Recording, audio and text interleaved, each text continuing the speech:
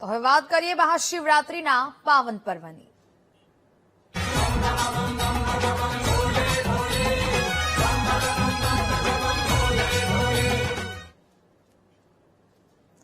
તો મહાશિવરાત્રીના પાવન પર્વને લઈને મંદિરોમાં ભક્તોની ભીડ જામી છે। સોમનાથ મહાદેવ મંદિરમાં પણ વહેલી સવારથી લોકોની ભીડ જોવા મળી। દેશ વિદેશથી ભક્તો સોમનાથ મહાદેવના દર્શન કરવા પહોંચ્યા છે।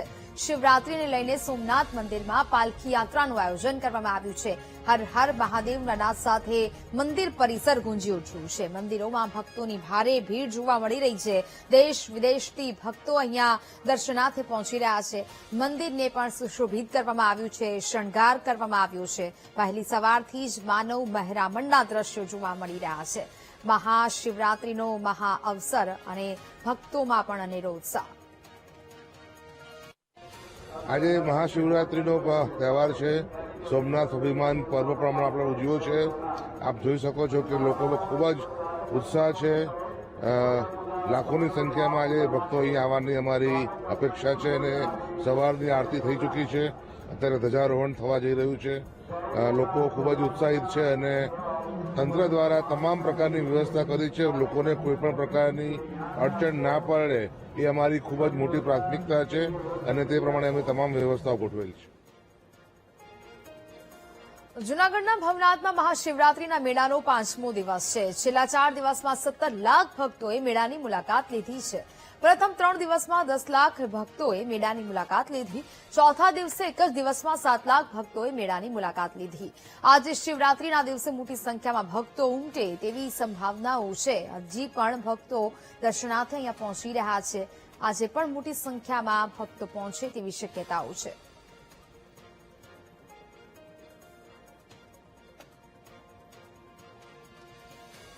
આજે મહાશિવરાત્રીનો પાવન પર્વ છે ત્યારે જૂનાગઢના ભવનાથ મહાદેવ મંદિરમાં દર્શન કરવા માટે ભક્તોએ વહેલી સવારથી લાઈન લગાવી છે। આજના દિવસે ભવનાથ મહાદેવને ખાસ શણગાર કરવામાં આવ્યો, સાથે મંદિરમાં વિશેષ પૂજા અર્ચના પણ કરવામાં આવી રહી છે। ભક્તોની ભારે ભીડ મંદિર પરિસરમાં જોવા મળી રહી છે। મંદિરમાં વિશેષ પૂજા અર્ચનાનું આયોજન કરવામાં આવી રહ્યું છે અને ભોળાનાથના દર્શન કરવા માટે ભક્તો વહેલી સવારથી અહીંયા પહોંચ્યા છે। ભક્તો વહેલી સવારથી અહીંયા પહોંચ્યા છે। જય ગિરનારીના જે આ સુંદર દ્રશ્યો અને શણગાર છે તે મંદિરને સજાવવામાં આવ્યું છે। જૂનાગઢમાં જે મહાશિવરાત્રીનો જે મેળો જામ્યો છે ત્યારે લાખોની સંખ્યામાં આજે શ્રદ્ધાળુઓ ઉમટી પડ્યા છે। સવારથી જ માનવ મહેરામણ ભવનાથ મહાદેવમાં ઉમટી પડ્યો છે। હર હર ભોલેનાથના નાદ સાથે આ ભવનાથ ગુંજી ઉઠ્યું છે। જે દર્શન કરતા જે લોકો આવતા હોય છે તે આપણી સાથે જોડાયા છે। શું કહેશો, આપ ક્યાંથી આવો છો, કેવો માહોલ છે આજે મહાશિવરાત્રીના ને એ પણ આજે ભવનાથના દર્શન કરવા માટે આવ્યા છે? અમે જુનાગઢ સિવિલ હોસ્પિટલથી આવ્યા છે સ્પેશિયલ દર્શન કરવા। સવારે 6 વાગે અમે નીકળી ગયા હતા, ચાલીને આવ્યા છે દર્શન કરવા। કેવો માહોલ છે, શું છે? બહુ ખૂબ જ સરસ માહોલ છે, મસ્ત ડેકોરેશન ને બધું બહુ સારું કર્યું છે। અમે દર વખતે આવીએ છીએ। તમે દર વખતે આવો છો, કેવો માહોલ છે? આજે જે કુંભ મેળો જેવો માહોલ છે, શું કહેશો? દર વખતે અમે અહીંયા આવીએ છીએ। સ્પેશિયલી આ વખતે વધારે બેટર કરવામાં આવ્યું છે, બાકી દર વખતે એટલું સારું નથી કરવામાં આવ્યું। આ વખતે બહુ મસ્ત છે બધું। શું કહેશો, આજે અનેરો ઉત્સાહ છે, માનવ મહેરામણ લાખોની સંખ્યામાં જે ભવનાથ દર્શન કરવા માટે આવો છો? આજે અમને જોઈને એવો આનંદ થાય છે કે મનને આમ તૃપ્ત એવી આત્માને શાંતિ મળે છે। આ માહોલ જોઈને અહીંયા આવીને અમને આવો અવસર મળ્યો અને અમે ખૂબ ખુશ છીએ, અમને સારું લાગ્યું। આવ્યો છે બાજી, આપ તમે ક્યાંથી આવો છો, કેટલા સમયથી આવો છો, શું છે આજે?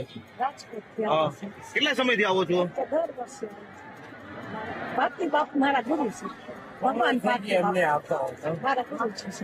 આજે આ ભોળેનાથના દર્શન કરવા માટે આવ્યો, કેવી લાગણી? તો આજે વૃદ્ધો પણ ચર્ચાથી હાલીને આવે છે, આપણી સાથે બીજા શ્રદ્ધાળુ જોડાયા છે। શું કહેશો, ક્યાંથી આવો છો, કેવો માહોલ છે, આજે દર્શન કરવા માટે આવ્યા છો?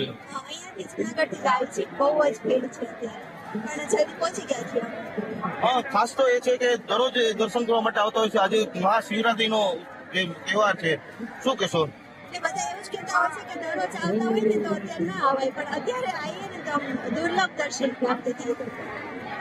તો દુર્લભ દર્શનનો લાવો જોવા મળ્યો છે. આપ જે દ્રશ્યો જોઈ રહ્યા છો, ભવનાથ જે મંદિર છે તેને શણગારવામાં આવ્યું છે. જે પાછળના જે દ્રશ્યો છે આપણી સાથે જે ફૂલોનો શણગાર કરવામાં આવ્યો છે. લાખોની સંખ્યામાં માનવ મહેરામણ ઉમટી પડી છે. કહેવાય છે કે શિવ અને જીવનો મહિમા એટલે કે મહાશિવરાત્રીનો મેળો, આ જે મહાશિવરાત્રીના મેળામાં જે લાખો શ્રદ્ધાળુઓ ઉમટી પડ્યા છે અને હર હર ભોલેનાથ સાથે આ ભવનાથ ગુંજી ઉઠ્યું છે. જય વિરાણી, VTV ન્યૂઝ, ભવનાથ.